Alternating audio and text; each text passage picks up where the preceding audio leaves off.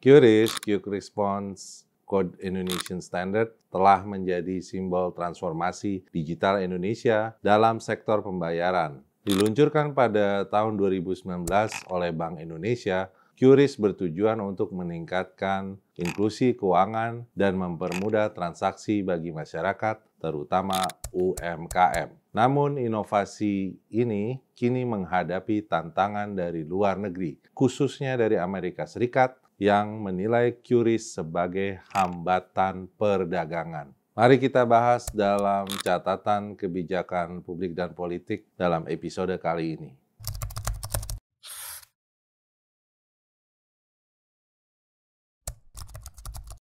QRIS dikembangkan oleh Bank Indonesia sebagai bagian dari Gerbang Pembayaran Nasional (GPN). Tujuannya adalah untuk menciptakan sistem pembayaran yang terstandarisasi, efisien, dan inklusif. Dengan QRIS, masyarakat dapat melakukan transaksi menggunakan berbagai aplikasi dompet digital tanpa perlu khawatir tentang kompatibilitas, karena semua transaksi diproses melalui sistem lokal yang dikelola oleh Bank Indonesia.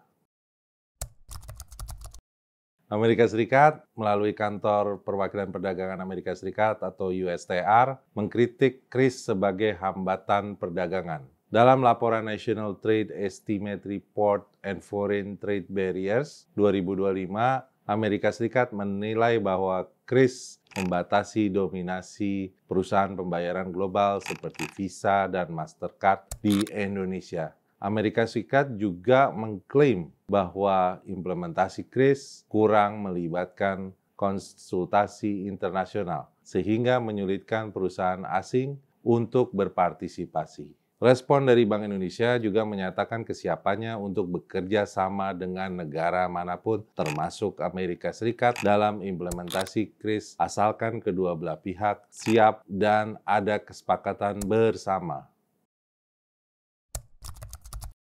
QRIS mencerminkan upaya Indonesia untuk menjaga kedaulatan digital dan mengurangi ketergantungan pada sistem pembayaran asing. Dengan lebih dari 12 juta pedagang yang menggunakan QRIS, sistem ini telah berhasil meningkatkan inklusi keuangan dan mempermudah transaksi di seluruh Indonesia. Namun, tantangan tetap ada. Perusahaan pembayaran global seperti Visa dan Mastercard masih mendominasi pasar pembayaran internasional. Untuk itu, Indonesia perlu terus berinovasi dan memperkuat infrastruktur digitalnya agar dapat bersaing di tingkat global. Pesatnya perkembangan QRIS yang semula menjadi simbol kemandirian digital, kini justru mulai menimbulkan kecemasan dari negara-negara besar, terutama Amerika Serikat. Para pengamat kebijakan publik melihat ini sebagai indikasi bahwa inovasi Indonesia telah menyentuh kepentingan global yang bisa berujung pada tekanan diplomasi maupun ekonomi terselubung. Oleh karena itu, sejumlah rekomendasi strategis disampaikan untuk menjaga keberlanjutan dan kedaulatan dalam sistem pembayaran digital Indonesia. Perkuat diplomasi ekonomi digital, pemerintah Indonesia perlu membangun strategi komunikasi dan diplomasi cermat terhadap negara-negara mitra dagang termasuk Amerika Serikat. Penjelasan bahwa QRIS bukan bentuk proteksionisme, melainkan alat inklusi keuangan, harus disampaikan secara tegas namun terbuka melalui forum-forum internasional.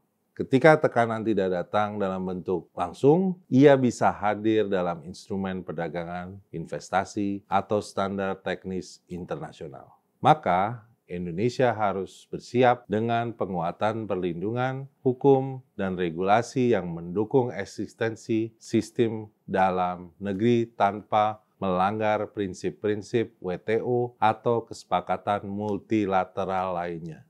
Daripada tunduk pada satu kutub kekuatan, Indonesia bisa memperkuat posisi tawar dengan menjalin kerjasama pembayaran digital lintas negara ASEAN atau negara berkembang lainnya melalui model interoperabilitas seperti QR cross-border. Ini sekaligus menjadi tameng terhadap dominasi platform asing. Ketergantungan pada teknologi asing bisa menjadi celah intervensi. Karena itu, investasi dalam pengembangan teknologi lokal, keamanan data, dan pusat pemrosesan transaksi harus ditingkatkan untuk menjaga kedaulatan sistem keuangan nasional. Bukan cuma kode, tapi strategi negara. QRIS menyatukan ekonomi dari kota hingga desa. Amerika cemas karena tak bisa kuasai sepenuhnya, sebab kita membuktikan kemandirian itu nyata. Bersama saya Wisnu Yuwono, sampai jumpa di episode Cakep berikutnya.